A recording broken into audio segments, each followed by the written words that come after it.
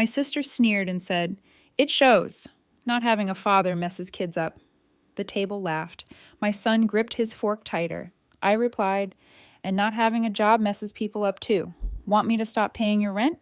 She turned pale. Mom started begging me, and then I decided to cut her off. Back then, my sister Danielle annoyed the hell out of me. She had this smug way of talking like everything she said was a joke and you were stupid for taking it seriously. That kind of person. And she never stopped talking. It's funny now thinking about how close we are these days, how different everything feels. But I'm not rushing to that part. If I'm going to tell this story, I want to tell it right gradually, because it didn't happen overnight. There was a time when I would have cut her off forever and not lost a minute of sleep over it. One of those times started with a dinner at my place. She called me on a Thursday, chirping about how she missed family time and how Mom thought it'd be nice if we all got together. I already knew what this meant. Danielle had probably lost another one of her fake jobs, and Mom was doing her usual guilt tour on her behalf. So I said yes. I always said yes, even after everything. Even after Danielle stopped paying rent, and I started covering the difference without being asked. I spent all of Sunday cooking. Nothing fancy but enough. Baked chicken garlic bread salad. My son helped me set the table. He's 12, but sometimes I forget that. He never complains, never asks for anything. Some days after school, he goes out with a couple of other boys and wipes car headlights at traffic lights. Not because he's up to no good. He just wants to help. Says he doesn't like watching me work so much. Danielle showed up late with her usual flurry of excuses. Mom came in behind her, smiling like she didn't notice the tension. Dinner started off normal. Danielle bragged about some new opportunity that sounded like the last 5. Mom asked my son about school. He gave her polite, short answers like he always does around them. He's shy around people who don't see him for who he is. And then right as he was reaching for a second slice of bread, Danielle dropped it. It shows. Not having a father messes kids up. And the worst part? The table laughed. I saw my son freeze just for a second. His fingers tightened around the fork. He didn't look up, didn't react. He's used to swallowing things. That's when something in me broke. And not having a job messes people up too, I said.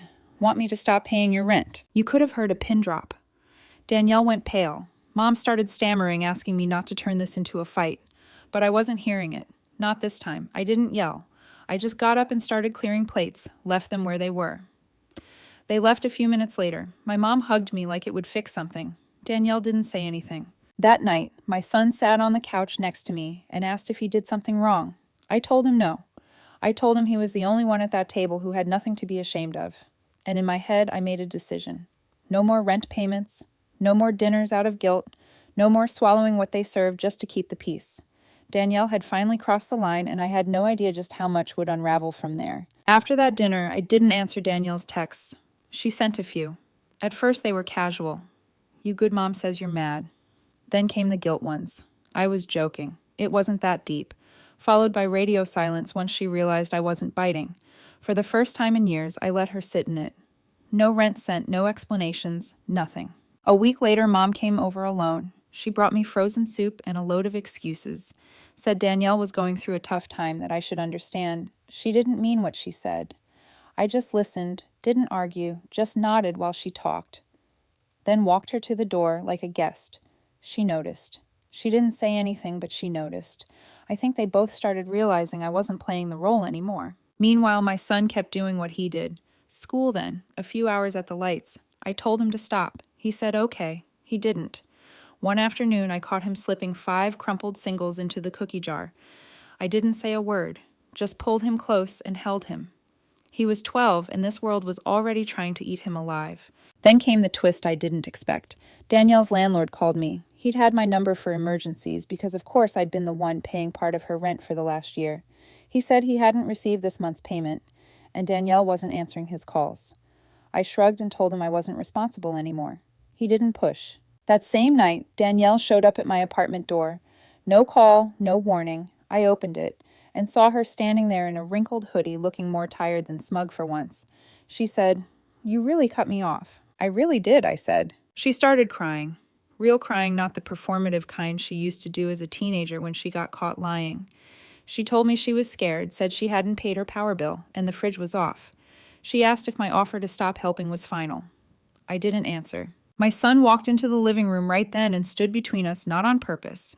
He was just going to grab a snack. But the way Danielle looked at him, it wasn't smug this time. It was something else. Shame. That's when I realized something was shifting in her, but I wasn't ready to trust it yet. She left that night with nothing. I didn't offer money, didn't offer food, and that should have been the end of it. But 3 days later, something else happened, and something I didn't see coming at all. My ex-husband showed up. I hadn't seen my ex in nearly 3 years. No calls, no birthday cards for our son, not even a lousy text asking if we were still breathing, just gone. So when I heard that knock on the door Wednesday evening, I wasn't expecting anyone. I had just finished folding laundry on the couch, and my son was sitting cross-legged on the floor, half muttering his way through fractions. I opened the door, and there he was. At first, my brain didn't register it. His face had changed older, leaner, like he'd finally figured out how to sleep at night. He wore clean jeans, a pressed shirt, and decent shoes, not the man who left with nothing but a duffel bag and a half-charged phone. Then I noticed he wasn't alone. A little girl stood beside him, maybe 4 years old, curly brown hair, pulled into 2 puffy ponytails. She clutched a small stuffed bear in one hand and his thumb in the other. "This is Ava," he said. "She's my daughter." I just stood there, hands still gripping the doorknob, too stunned to move. He added quickly, "Not yours. Obviously." Obviously. He tried to smile. I didn't. He said he thought I should know that she was the reason he came back and that things in his life were different now. He asked if we could talk.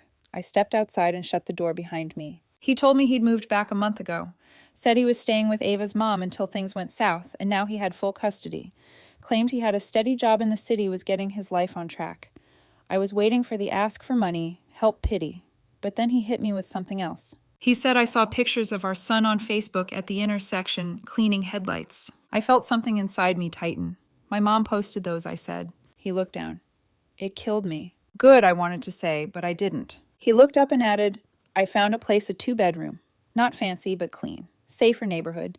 If you want to move, you can. You and him. I'll cover it. No strings, no strings." I wanted to laugh. He left us with nothing, and now thought a fresh apartment and some furniture could make up for 3 years of silence. I asked him why now. He didn't flinch. Because I saw my son trying to survive in a world I left him in, and I hated myself for it. He handed me a small slip of paper with the address. Said I could come see it if I wanted. Then he picked up. Ava nodded once and walked back to his car. I didn't sleep that night. Not because I was angry. I'd done enough of that already, but because part of me was tempted. The idea of starting over somewhere new, without the noise, without the judgment, without Danielle. Danielle. She hadn't spoken to me since she showed up crying on my doorstep. I figured that was the end of it. But then, the next day, my phone rang. Her name popped up. For a moment, I thought she butt-dialed me, but I picked up. She said just one thing: "I want to talk, but not about rent." No sarcasm, no edge in her voice, and somehow that shook me more than anything my ex had said. When Danielle said she wanted to talk, I assumed it was another apology, wrapped in excuses.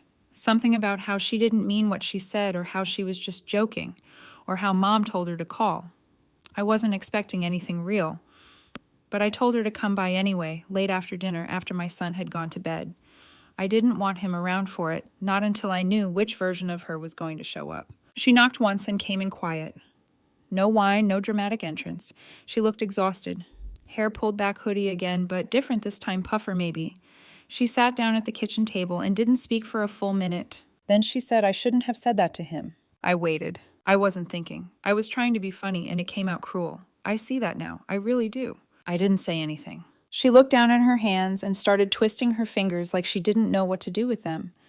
When I saw him standing there, not even flinching, just gripping that fork, I saw Dad. That threw me. We never talked about our father, not since we were kids. He was the one who vanished long before Danielle or I knew what abandonment even meant. One day he was there, then he wasn't. Mom didn't explain much, just called him a ghost and moved on. Danielle looked up again. I guess I thought not having a dad didn't really affect us. I thought we turned out fine. But when I said that to your son, it was like I was testing it, seeing if I could hurt someone before they hurt me. I sat down across from her. She kept going. Said she hadn't been able to sleep since that night. Said the lights got shut off. She'd been staying with a friend showering at the gym. That she hadn't told Mom any of it. She looked me dead in the eye. I'm not asking for money. I just want to fix things. I didn't say yes, but I didn't say no either. I made us tea. We sat for over an hour, mostly quiet. For the first time in years, Danielle actually listened. Not to respond, not to twist things, just listened. Before she left, she said something I didn't expect. I want to be better for him. Your kid deserves someone better than the version of me he saw. That stuck with me. The next day, I took my son to see the apartment my ex mentioned. It was real. Nothing fancy, just 2 small bedrooms, a clean kitchen, a balcony with a view of a half-dead tree. But it was safe, quiet. My ex met us there with the keys and a fresh set of groceries already in the fridge. He said, "It's yours. No strings. You can leave whenever." We moved in 2 days later, but even then I kept my guard up. My son was polite to his dad, but distant. He didn't ask questions, didn't smile much. And a week later, when his dad tried to take him to the park, he said no. Just stared at him and said, "We're good here." That was it. That was the moment I knew. We had accepted the help, but forgiveness, that was something else. And the strangest part, after all of it, Danielle came by the next weekend with bags of groceries. Not for her, for us. She even brought a notebook with budgeting plans and job listings she printed out. "I'm working on it," she said. "Just don't give up on me yet." I didn't say anything. I just let her in. The new apartment didn't feel like home right away. It was too quiet, too neat. No one shouting in the hallway, no sirens every half hour. I didn't realize how tense I'd been until I started waking up without my shoulders hurting. My son stopped sleeping with the light on. That's when it hit me. The silence felt strange, only because we weren't used to peace. He didn't talk about his dad not even once, and when my ex showed up, he was always polite, respectful, but distant. I could see he wanted to connect. He tried offering to help with math homework, dropped off groceries, brought him a new pair of sneakers once. My son said thanks, then went right back to whatever he was doing. One Saturday, he asked if the 3 of us wanted to go to the movies. I didn't even get the chance to answer. My son said, "No thanks, we're good." My ex nodded and left quietly. He never pushed, but you could see in his eyes he knew he was too late. Danielle, though, she surprised me. She started coming around more.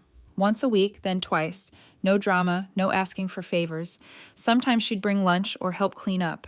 A few times she showed up with random things for my son, a comic book, a pack of colored pencils, a second-hand hoodie he actually liked. And slowly he stopped avoiding her. One Thursday night, I came home late and found them on the living room floor playing cards.